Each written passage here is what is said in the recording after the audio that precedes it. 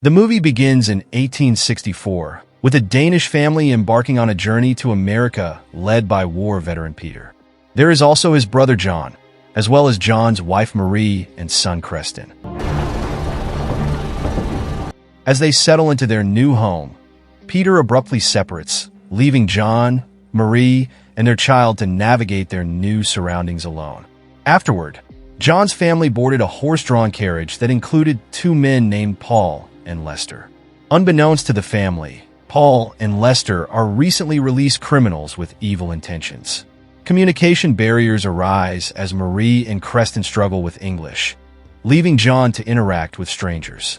Despite a warm start, tensions begin to simmer as the true nature of Paul and Lester's intentions gradually reveals itself. Tension mounts in the carriage. Paul makes a bottle of liquor, then offers it to Marie, who firmly rejects it. This refusal sets off an uncomfortable atmosphere.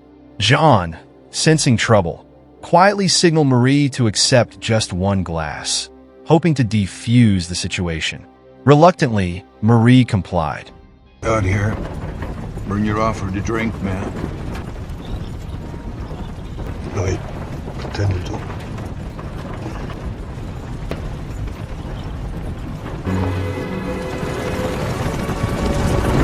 The effects of alcohol quickly took hold of Paul, causing him to become extremely agitated and fixated on Marie.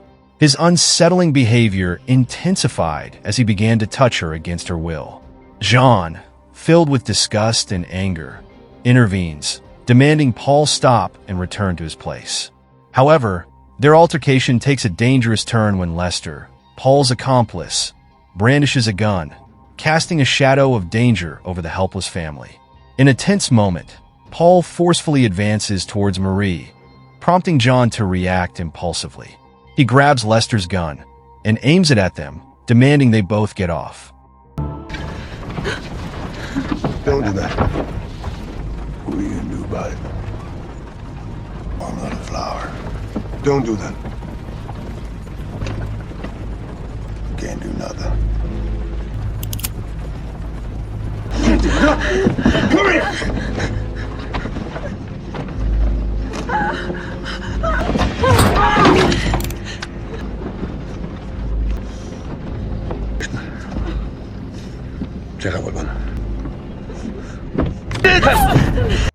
But the situation escalates when Lester turns the tables, holding Creston at knife point. As tensions reach a breaking point, Paul reveals he's armed with two guns, one aimed at John and the other at Marie. The group issues John an ultimatum: surrender his weapon in 5 seconds, or risk the lives of his wife and son. John faces an agonizing decision, realizing he must choose between his family's safety and his own defiance. Ultimately, in a heart-pounding moment, John throws down his gun, surrendering to the dangerous standoff, but gets thrown out of the coach. In a desperate attempt to catch up, John pushes himself to run after the speeding buggy, despite his injuries.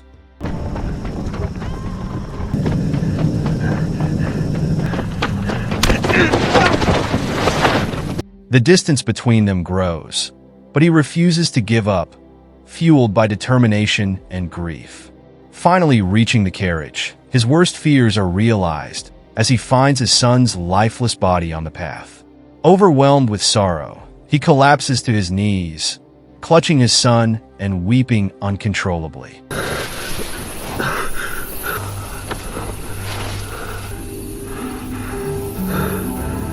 As he struggles to come to terms with the devastating loss, his grief turns to seething anger. His gaze falls upon the buggy, now halted in the distance.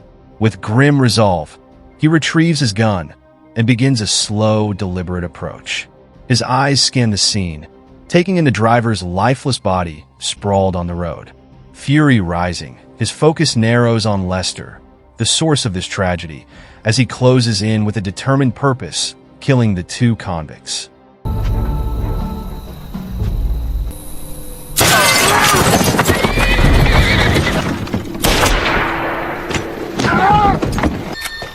Wait!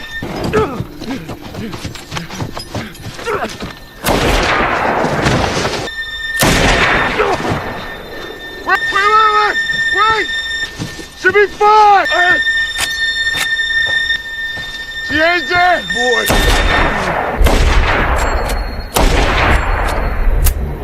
John's world collapses as he confronts the lifeless body of Marie, his heart shattered into irreparable pieces. Despite the grief, he gently lifts her onto a horse, unwilling to leave her behind, and begins the painful journey home.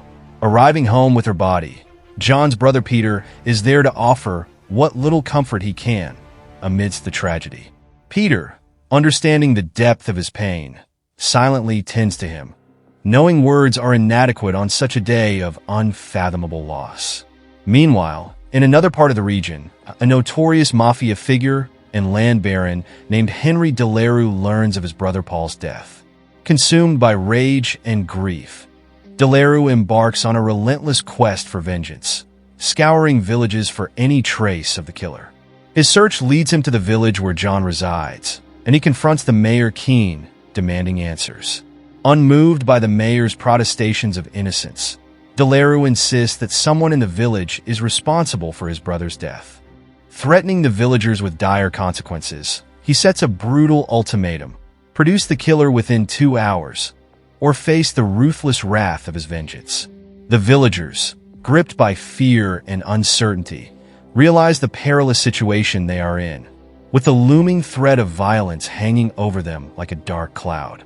The village is gripped with fear as DeLaRue, a menacing figure, threatens the lives of its residents. His demand is chillingly simple. If the killer of his brother isn't handed over, he'll execute 2 innocent villagers. As the clock ticks relentlessly, the tension in the village reaches a fever pitch. The 2 hours given by DeLaRue slip by like fleeting moments, and the killer remains elusive. Desperation sets in as the mayor, bearing the weight of the villagers' lives on his shoulders, steps forward with 2 chosen sacrifices. The first is an elderly woman, her weathered face lined with years of hardship.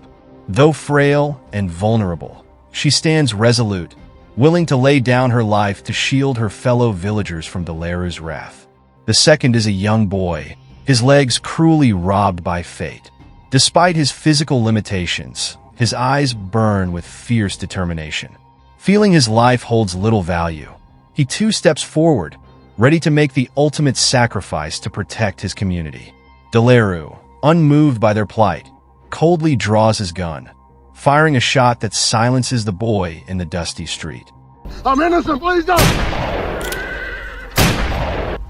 May God have mercy on your evil soul.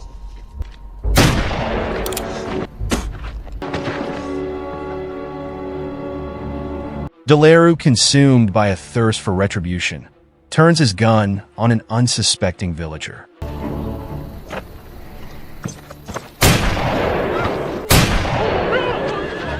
In a cruel twist, he accuses the villagers of disregarding his demands, claiming they purposely sent an old woman and a disabled man to their deaths. The truth, however, reveals a darker underbelly of the village's dealings.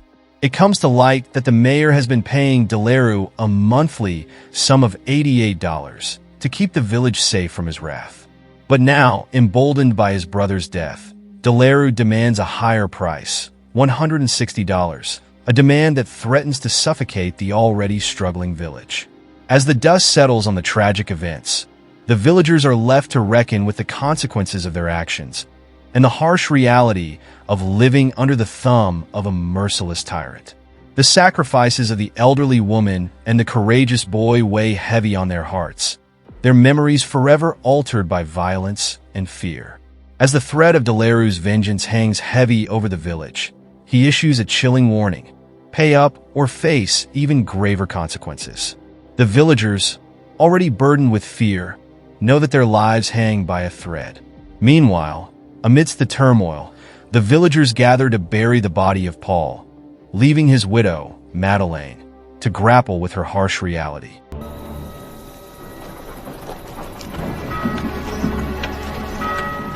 Madeleine's steely resolve for revenge is evident, but she urges caution, signaling for silence when talk of retaliation arises.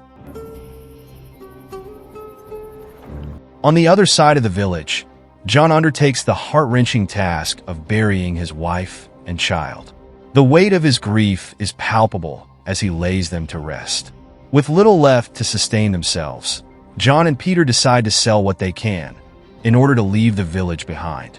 As they navigate the process of selling their belongings, a chance encounter reveals both of them are skilled marksmen. The shopkeeper, intrigued by their abilities, sees an opportunity for defense against the impending threat looming over the village. He proposes they stay and assist in defending the village when the attack inevitably comes. However, Peter, wise to the grim reality of their situation, advises against it. Knowing the odds are stacked against them in a confrontation with Delera's forces, he urges the shopkeeper to prioritize the safety of the villagers by avoiding conflict. Unwilling to heed his counsel, the shopkeeper lashes out, accusing him of cowardice. The tension in the air is thick with uncertainty for the villagers. Uncertainty over the once peaceful village. John approaches the mayor, seeking to sell the land he purchased 6 years ago for $140. He's surprised to find that he can only fetch $150 for it now, and expresses his dismay, explaining his current dire situation. The mayor sympathizes, revealing the villagers' financial struggles due to having to pay $160 per month. John is confused until the mayor enlightens him about the repercussions of Delera's brother's murder. Understanding the gravity of the situation, John realizes his own troubles are likely to escalate. Resigned to his fate, he agrees to sell the land for the offered amount. The mayor advises him to conceal the money in his shoes to avoid robbery. Hungry people out there. Following the advice, he hides the money and prepares to leave the village. As John and Peter prepare to leave, they are apprehended by the town's sheriff and minister, Malik.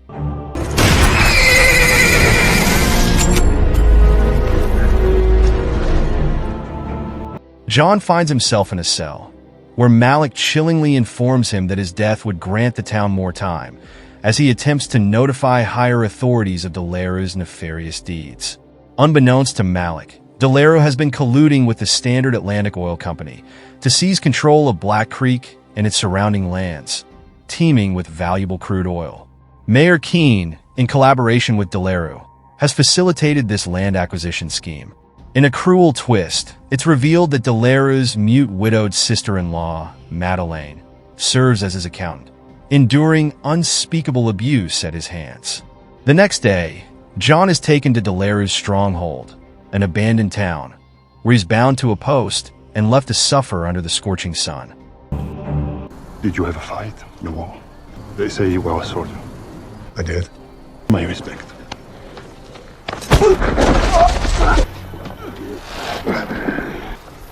Oh, here he is.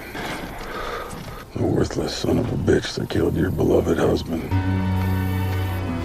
Your beloved husband killed my 10-year-old son. Then he raped my wife. No one asked you to talk.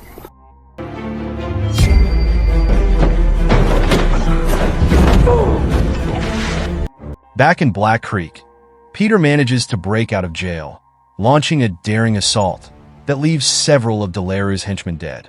He frees John, and the two make a desperate escape, pursued relentlessly by Delera and his remaining cronies. Recognizing John's weakened state, Peter takes decisive action to divert their pursuers, eventually sacrificing himself in the process. With Delera's gang distracted, Madeleine seizes the opportunity, stealing Delera's ill-gotten gains and making a break for a passing train, leaving behind a trail of chaos.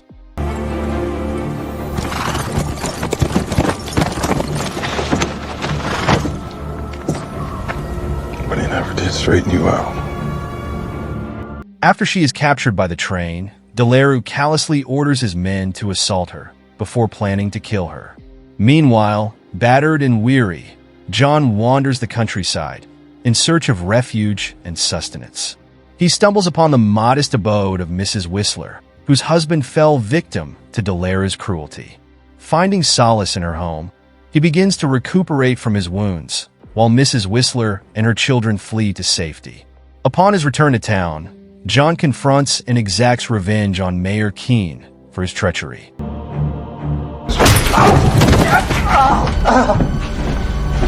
Nobody wants the land. Please. Armed with weapons from the general store, he reluctantly joins forces with Wojciech, the young storekeeper, who harbors a deep vendetta against Delaru for his grandmother's death. Employing cunning tactics and ambushes, John systematically eliminates Delaru's henchmen one by one. Tragedy strikes as Wojciech falls in the line of fire.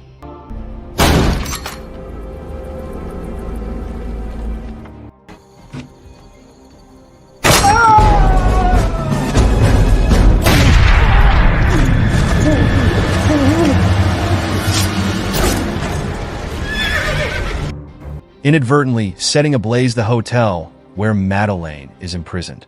The chaos of the fire allows her to break free.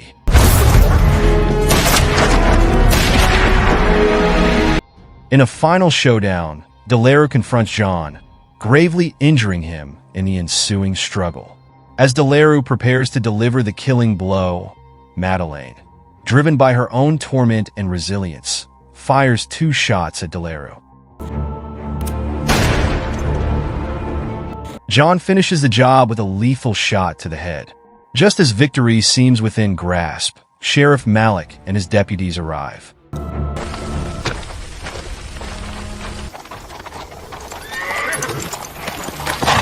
They express gratitude to John for his bravery and resolve in facing down Delaru's tyranny. However, when the lawmen move to apprehend Madeleine, John intervenes, declaring that he will be taking her with him. The 2 survivors depart together, leaving behind the town, now free from Delaru's grip.